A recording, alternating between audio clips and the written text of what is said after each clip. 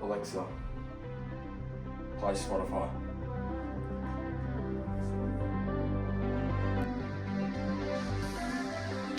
I don't wanna lose my mind. I don't wanna lose myself. Tell me if I crossed the line. I ain't tryna hurt myself. Didn't wanna call your name. Only got myself to blame. Oh yeah. In my world, in my mind, always running out of time. In my love, in my heart, you're the only kryptonite. But I wait for you, still I wait for you. You're the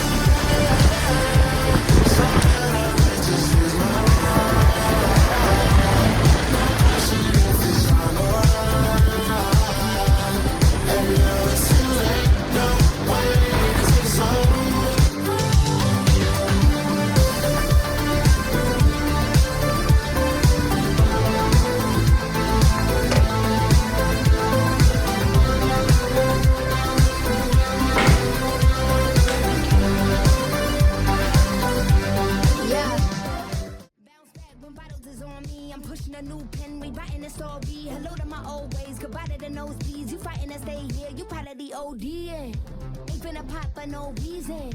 I don't throw shots, I run legions. I've been going over the top with no queen, been die with no regrets. This is my season, it's the bow trigger. Get that keep giving.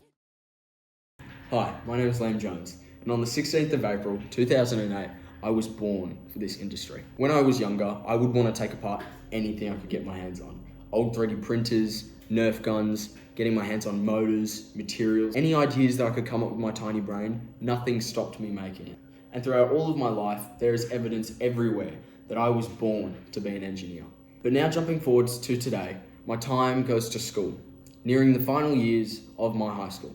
However, majority of my time, care, and soul goes into STEM racing.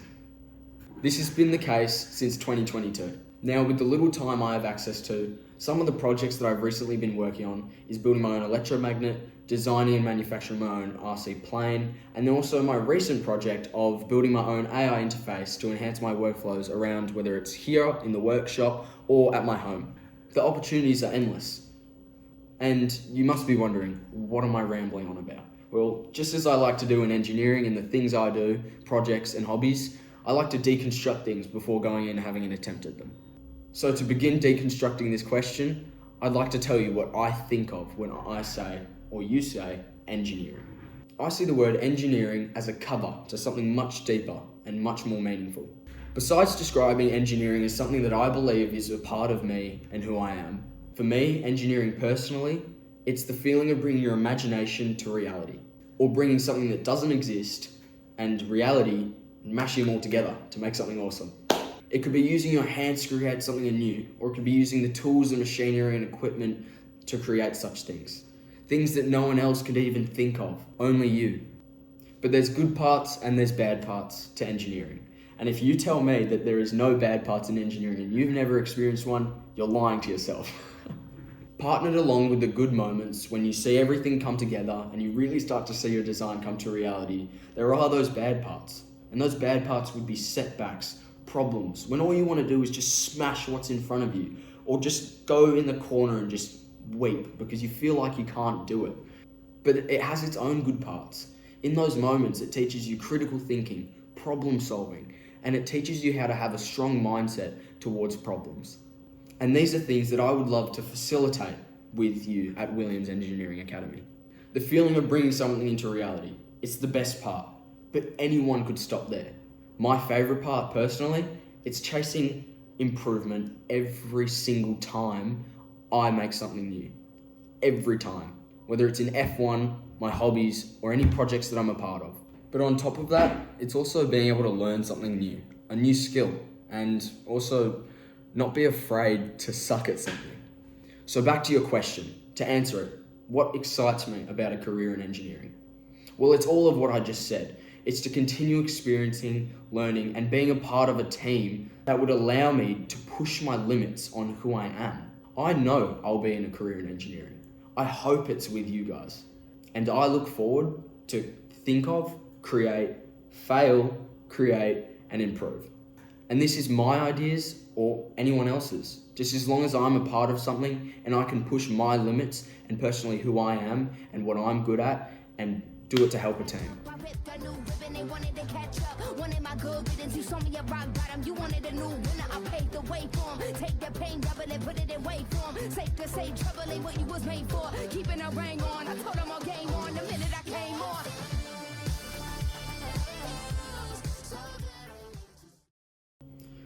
Now, before answering this question, I thought resilience and perseverance were the same thing. And one of the many times that I've used resilience and teamwork, but along with perseverance, was during my final rugby game this season.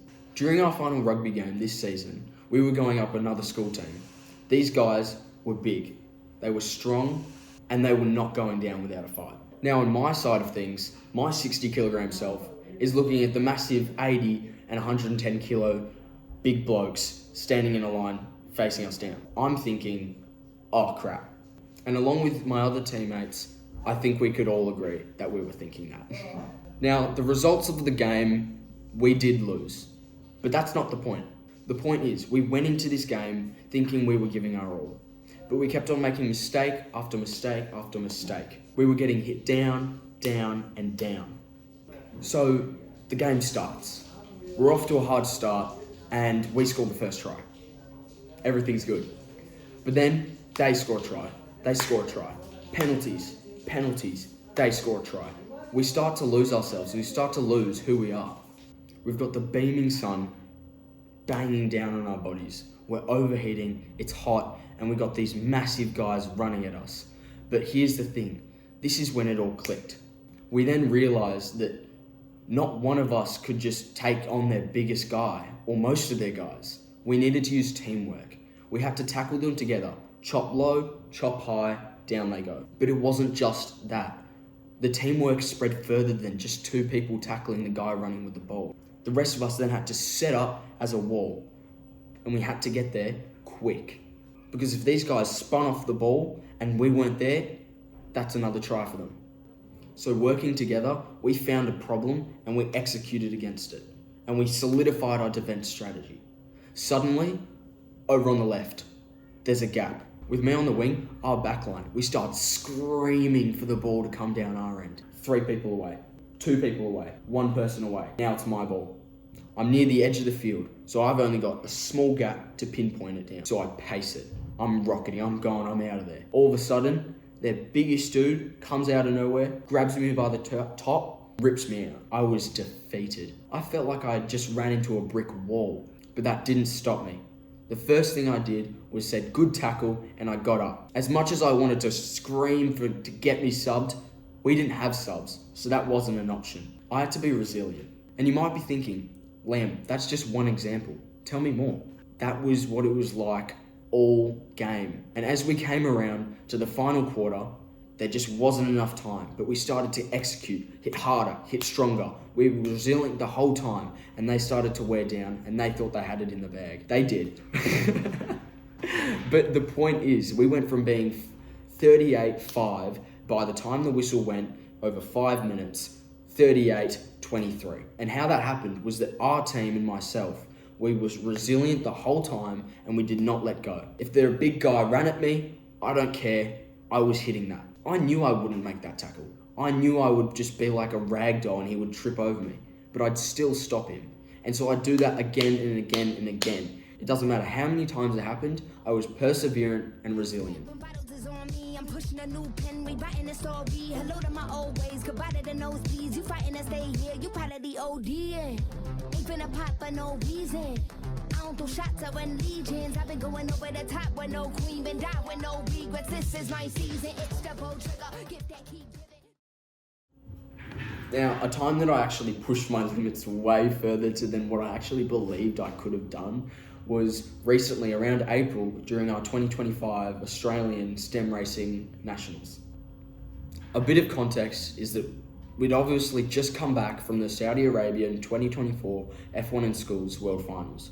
We placed third. That was great. However, this did not mean that we were going to just win the Nationals. This didn't mean any of that. This was a new competition and a new standard. And if I'm being honest, I made a mistake. I thought I would just breeze through it. I'd just manufacture the car. Everything would be fine. Newsflash, I got an abrupt wake-up call when there was 6 days left until competition, and I hadn't even finished assembling any of my cars. I'd let time slip. I wasn't on my A game, I was on my B game. In the sudden moment that I realized this one morning, when I looked up and I saw that countdown saying 6, I knew I was screwed. I did not think I could make it. I couldn't make it. That's it. Luna's history and legacy done. I'm still shocked that I managed to pull off what I did. So what happened is I then had to spend the next 6 days relentlessly manufacturing from 7 in the morning to 12 a.m. at night or the next morning. I couldn't catch a break. I had to pick up what I had not done for the last couple months. But I rose to the challenge. I didn't cower in the corner. I didn't smash what was in front of me because I'd had enough experience under the belt from other competitions that could get me through that. What I was about to do and have to endure, I'd never think in a million years that I could do that. So after my brief moment of realization, now with 5 days remaining, I had to get 4 cars manufactured to my standard, but better. I'm still so shocked. I actually can't believe it. I'm revisiting that now. So from 7 to 12 or 7 to 2 in the morning or whatever it did, and it varied, and including the sleepless nights that were involved. In this moment, what I had to do is I had to realize that I could either sit there with the very limited time I had and cry or complain or worry. I had to take action. And so that's what I did. I exploded into my process and I went through more methodical than I'd ever had in my life. I was on my A game. But the scary part was that the fear didn't leave me until submissions. I had to spray paint this car. I had to get it up to weight standards. I hit 3D printing problems with our partners. That was insane. Long story short, on the final night of manufacturing, we went all night. We were going 120% into that night. We were manufacturing, assembling, sanding, adding stickers, all of it. And so the morning rolls around of that sleepless night, and submissions are at 8 o'clock. And we finally finished manufacturing down to the wire. It was perfect. It was our fastest car since the Halo implementation within the regulations. But here's the problem. I'd hit complete burnout. And so as we come up, the 5 days are over, competition starts. Now I have to get on my A game for my engineering meetings, verbal presentations, enterprise meetings, track racing and reaction racing, all of it, you name it. But I kept on pushing. I didn't stop, I didn't give up, I persevered. And I used resilience again. And here's the thing, my reaction racing, on point. My engineering meeting, on point. Verbal presentation, on point. I was so proud of what I did and what I had actually accomplished. The thought that I took something from nothing within 6 days and it's unwordable, indescribable. But the fact that I was able to do such a thing within such a short frame and do it to such a standard that I'd set myself, it's up there with some of my proudest moments. Yes, it might not be a World Finals, and that doesn't matter. That's not the point. It's the fact that I was able to push myself to my absolute limits and keep going. So to wrap things up on that note, thank you again, Williams Komatsu Engineering Academy, for giving us all another opportunity to do such an amazing program or attempt to be a part of such an amazing program. And I'd like to thank you for watching and listening to my video. And again, I hope I can push my limits with you. Thank you.